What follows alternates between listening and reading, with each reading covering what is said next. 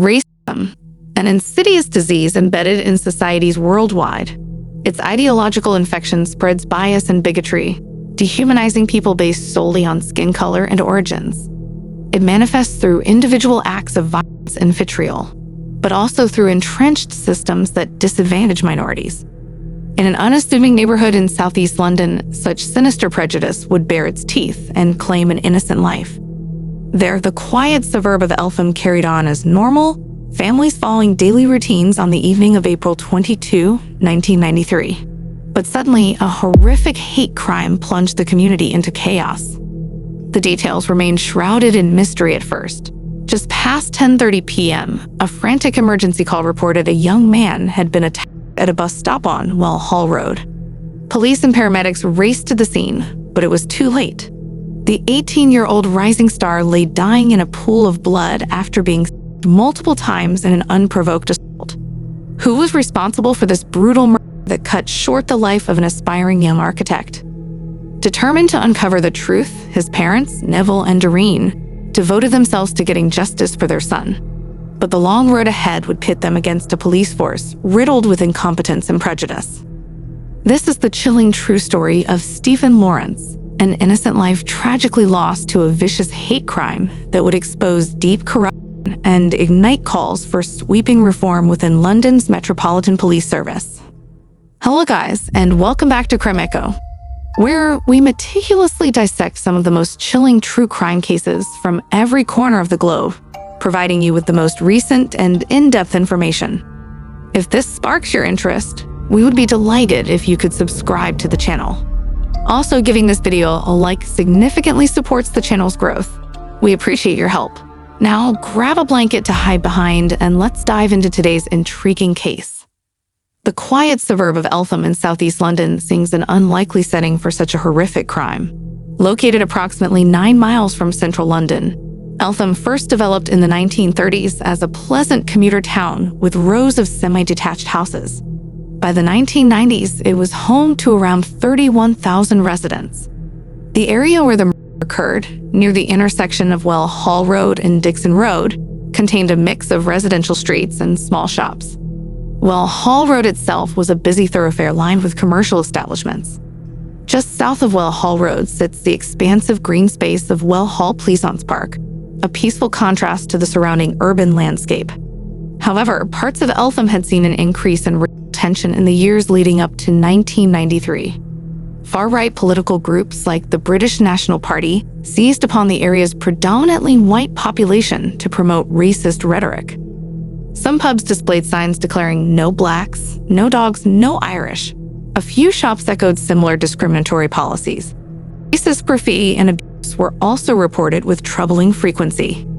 It was in this climate of simmering racial hostility that Stephen Lawrence, a black teenager, would be ruthlessly targeted and murdered solely because of his skin color.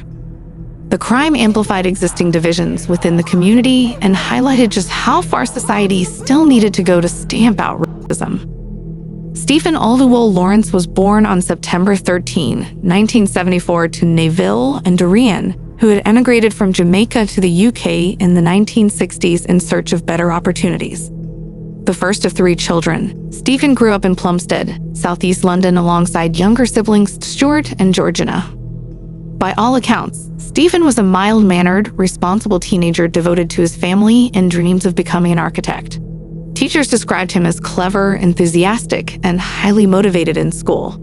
He studied diligently and obtained excellent GCSE results in preparation for A-levels. Outside of academics, Stephen's great passion was running.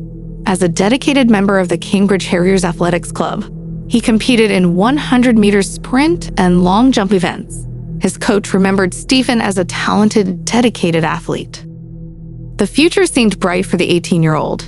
He was taking A-level courses in English, physics, technology, and math at Blackheath Bluecoat School. He also studied English and technology at Woolwich College evening classes.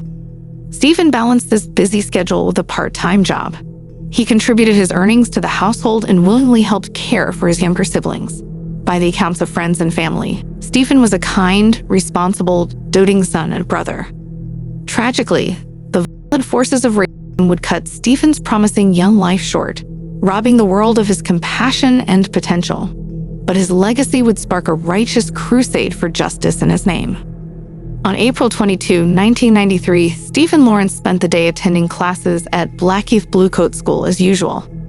After school, he stopped by some shops in Lewisham before heading to his uncle's house in Grove Park. There he met up with his close friend Dwayne Brooks, and the two teenagers played video games, just like any other normal evening. Around 10 p.m., Stephen and Dwayne left the uncle's house to catch the bus back home. They boarded a bus on Mulhall Road shortly after 10:25 p.m. After realizing the bus would get them home later than expected, they decided to disembark at the next stop and switch to a different bus route. The teens exited the bus at the stop on Mulhall Road, near the intersection with Dixon Road. It was approximately 10:38 p.m. Stephen walked further down Mulhall Road to see if he could spot the next bus approaching. Meanwhile, Dwayne lingered on Mulhall Road between Dixon Road and the roundabout.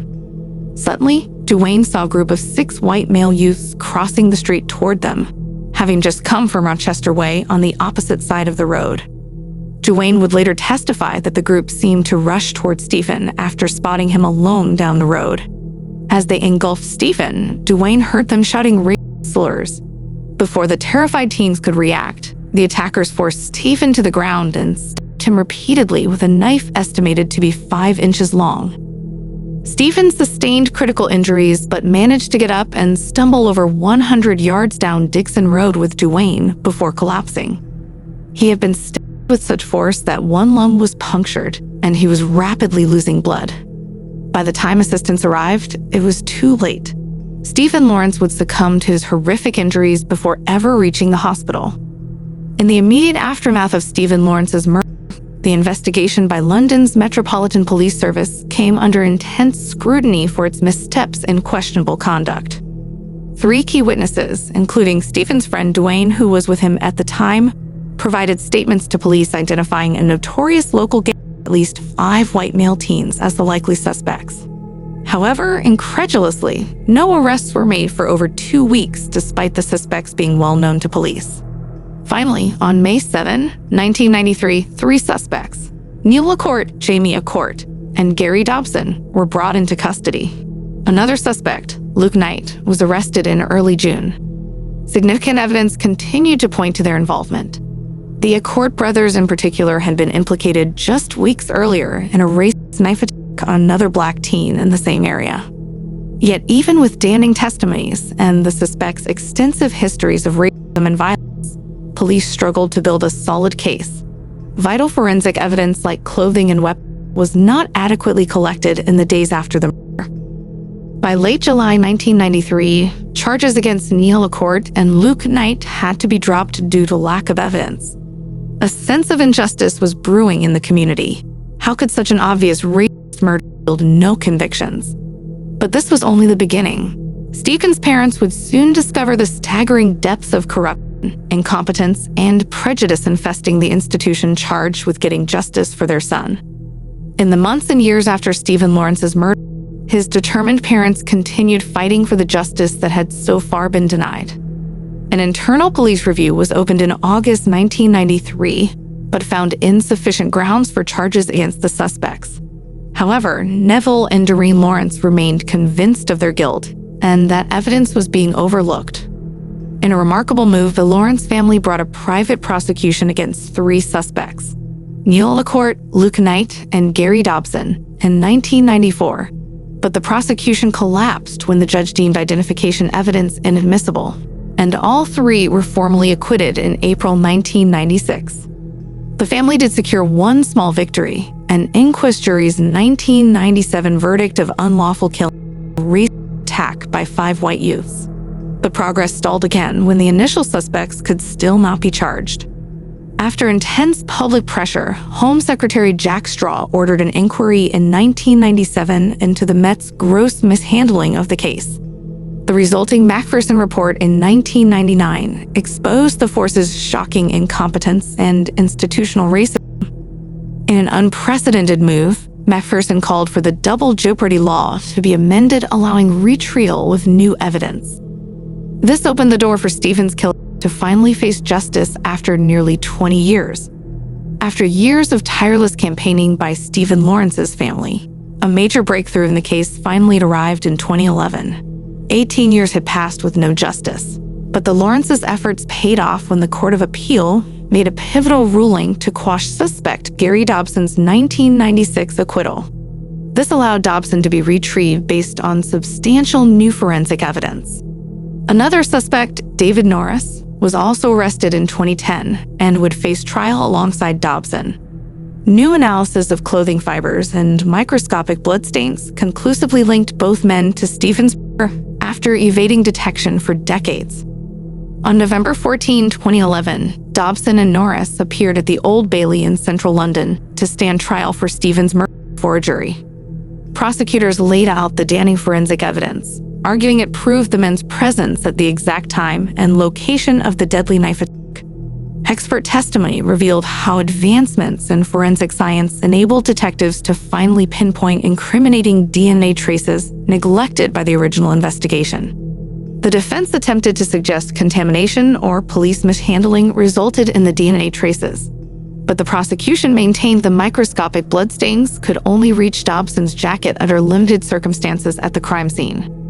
After 8 hours of tense deliberation, on January 3, 2012, the jury returned a unanimous guilty verdict for both Dobson and Norris.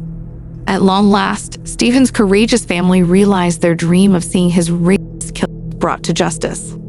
The landmark conviction of Stephen Lawrence's killer in 2012 was a bittersweet moment for his family after nearly 20 years of tireless campaigning.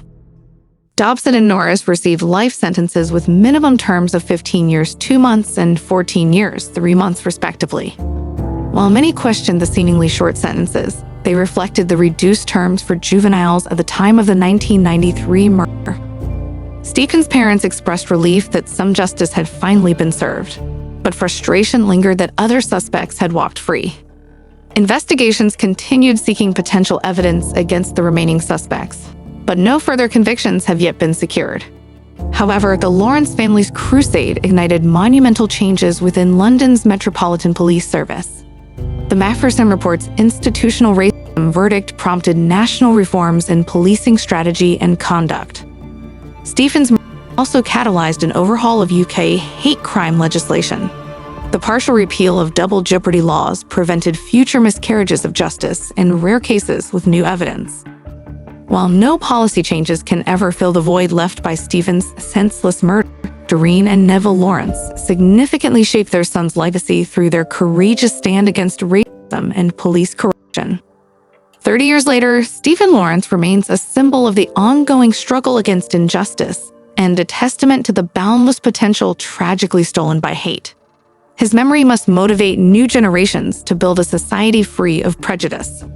The quest for truth and justice in Stephen Lawrence's name uncovered difficult realities about hatred and corruption infesting our institutions. Yet it also proved one family's perseverance and integrity can inspire hope. Stephen's murder devastated a community, but his legacy must bring us together to forge a fairer society for all. One where every life and dream is valued, regardless of skin color.